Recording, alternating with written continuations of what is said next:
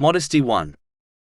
In a narration found in Jami at-Tirmizi, number 2458, the Holy Prophet Muhammad, peace and blessings be upon him, advised that showing true modesty to Allah, the Exalted, involves guarding the head and what it contains, and to protect the stomach and what it contains, and to remember death often. He concluded by declaring that whoever intends to seek the hereafter should leave the adornments of the material world. This narration proves that modesty is something which extends beyond one's clothing. It is something which encompasses every aspect of one's life. Protecting the head includes guarding the tongue, eyes, ears, and even the thoughts from sins and vain things. Vain things are important to avoid, as they will be a regret for a person on Judgment Day, and they are often the first step to committing sins. Even though one may hide what they say and what they see from others, but they cannot hide these things from Allah, the Exalted. So protecting these parts of the body is a sign of true modesty. Guarding the stomach means one should avoid unlawful wealth and food. This will lead to the rejection of one's good deeds. This has been indicated in a narration found in Sahih Muslim, number 2342. Just like one's intention is the inward and hidden foundation of Islam, the outward and apparent foundation of Islam is earning and utilizing the lawful.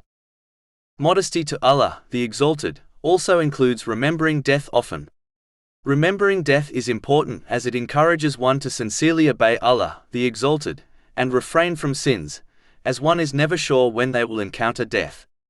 It reminds one that this world is not their permanent home, and they will certainly move from it. Remembering this will encourage one to prepare for their destination, meaning the hereafter. This preparation involves using the blessings one has been granted in ways pleasing to Allah, the Exalted. On the other hand, the one who avoids the remembrance of death will neglect preparing for their inevitable trip to the hereafter, and as a result, they will concentrate all their efforts and utilize their blessings and resources on enjoying and beautifying this world. This attitude will prevent one from remembering Allah, the Exalted, and sincerely obeying Him, and this in turn leads to trouble in both worlds. Chapter 20 Taha, verse 124. And whoever turns away from my remembrance, indeed he will have a depressed, i.e. difficult life, and we will gather, i.e. raise him on the day of resurrection blind. Finally, modesty towards Allah, the Exalted, includes giving priority to the hereafter over the excess of this material world.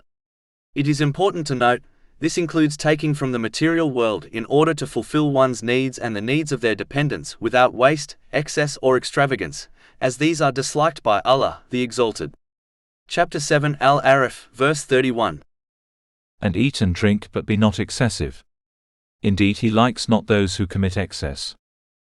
Prioritizing the hereafter also involves using the blessings one has been granted in ways pleasing to Allah, the Exalted, instead of on satisfying one's desires.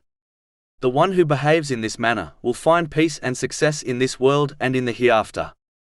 This success and peace is therefore only obtained by prioritizing the hereafter over enjoying the unnecessary aspects of this material world. Chapter 16 An-Nahl, verse 97.